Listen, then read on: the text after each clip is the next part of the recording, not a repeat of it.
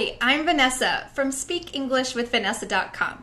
Today I'm going to tell you about 3 stages that you need to go through to learn new expressions. Let's get started.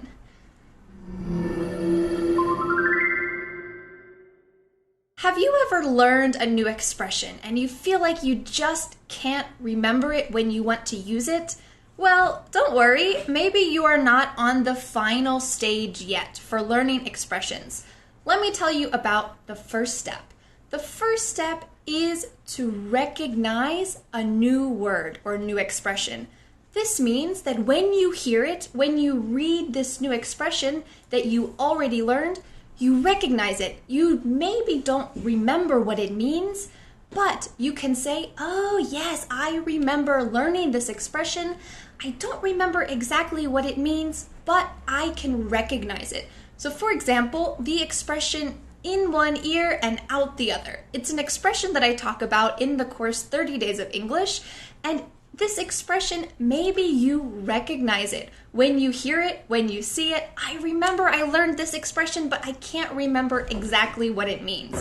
Now this means that you probably can't use it yourself yet, but it's okay. You're only on the first step.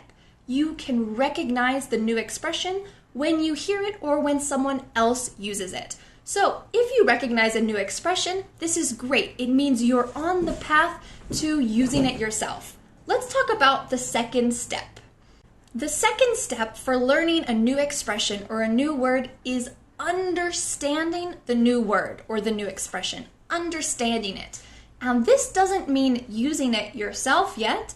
This means when you hear it, when you see it, you will recognize it and understand it. You'll remember the meaning. Now, this is very useful when you're having a conversation with someone else because maybe they're talking and they use an expression that you learned, but you maybe can't use yourself yet, but you can understand it. This is great. You're using it in context in your mind. You can understand it in context. And this is great because it's the second step. You are closer and closer to using it yourself. Now, some language experts say that you need to hear an expression 10 times, 20 times, 30 times before you can naturally use it yourself. But if you focus on the expression and try to use it, I think you could use it earlier than 30 times. So that is going on to the third step. The first one is recognize, then understand, and let's talk about the third one. The third expression is using the word or expression yourself. So first you need to simply recognize it. Maybe you don't understand it. Secondly, you need to understand the meaning in context. And the third one is you need to use the word yourself. Now, at first, when you learn a new expression, you're going to need to use it intentionally. This means on purpose. Maybe if you learned the new expression in one ear and out the other, when you have an English conversation, you need to think about how you can use this expression. You can try to use it in the conversation. So this is not 100% natural because you're trying to find a way to use the new expression. But if you can use it intentionally, then in the future, the more and more you use it, you can use it unintentionally, naturally, without thinking.